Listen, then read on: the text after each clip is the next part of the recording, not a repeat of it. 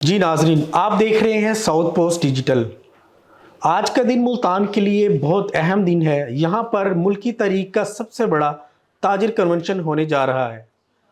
ہمارے ساتھ موجود ہے ایسی شخصیت جنہوں نے تاجر کمیونٹی کے لیے، تاجر کاز کے لیے اپنی زندگی کی 5 سے زائد دہائیاں وقف کر دیں۔ میری مراد ہے تاجر کے سرخیل، تاجر رہنما خواجہ محمد شفیق سے۔ آج ملتان کے اندر تاجر برادری کی جانب سے ایک بہت بڑا کنونشن منعقد کیا جا رہا ہے، جس کا مقصد صرف خواجہ محمد شفیق صاحب کی 55 سالہ جو خدمات ہیں ان کے اعزاز میں ان کی خدمات کا اعتراف کرنا ہے۔ ہمارے ساتھ موجود ہے خواجہ شفیق صاحب، ان سے ہم جاننے کی کوشش کر لیتے ہیں کہ اس کنونشن کے بارے میں ان کے کیا تاثرات ہیں۔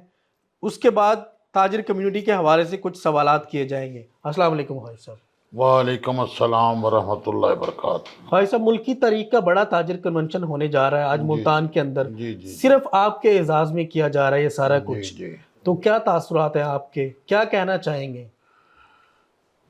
بسم اللہ الرحمن الرحیم۔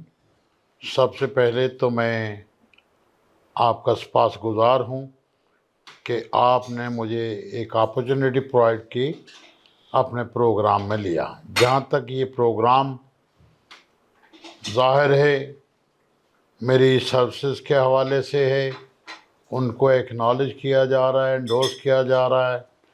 55 سال سے میں پبلک میں موجود ہوں، کچھ عرصہ میں سیاست میں بھی رہا اور اس کے بعد تاجروں کے فیلڈ میں ہوں۔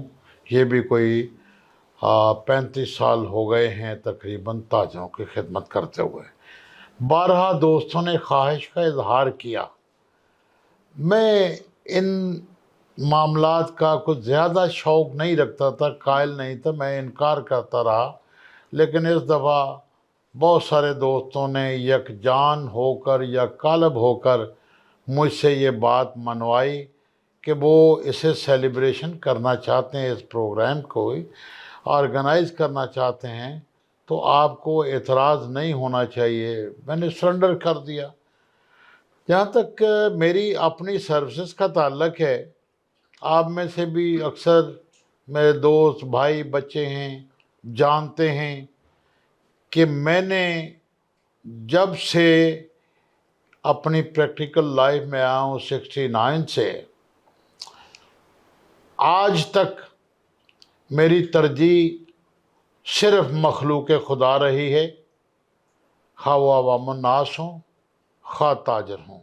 میں نے اپنے آرام کو، اپنے سکون کو، اپنے مستقبل کو، اپنے کاروبار کو، اپنے بچوں کے معاملات کو، اپنے گھر کے سکون کو بھی تج کیے رکھا۔ یہ ساری دنیا شاہد ہے، اور بغیر کسی مفاد کے زندگی میں بڑی بڑی اپرچونٹیز ملتی رہیں۔ خواجہ صاحب، یہ آپ نے ابھی بات کی کہ بہت ساری اپرچونٹی کی، تو مجھے یاد پڑ رہا ہے کہ ایک دفعہ ملک کی بڑی سیاسی جماعت جو ہے اس کی طرف سے MNA کا ٹکٹ بھی آپ کو آفر کیا گیا تھا، تو اس حوالے سے بتائیں تھوڑا سا ناظرین کو کہ وہ کیا سین تھا اور آپ نے کیوں ان کو ریفیوز کر دیا؟ جی بالکل ایسا ہی ہوا۔ 1915 میں ہم نے 2-3 دفعہ شٹ ڈاؤن کال دی تھی FBR کی پالیسیوں کے خلاف۔